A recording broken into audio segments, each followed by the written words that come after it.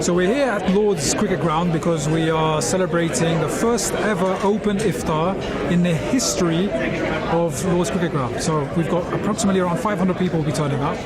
Open iftar is part of Ramadan Tent Project's annual Ramadan festival. It's the UK's largest event in Ramadan, which welcomes people of all faiths and none to come together and experience the iftar, which is the opening of fast meal during the month of Ramadan.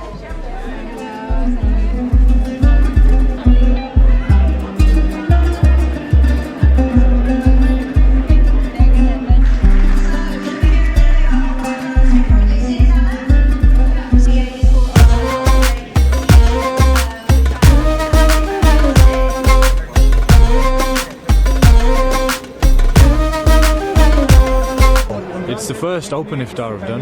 It's the first one I've done at Lord's as well. I did a couple at Old Trafford over the last couple of years. Yeah, it's my first one here and the first open one, so yeah, it's new to me and I'm looking forward to it.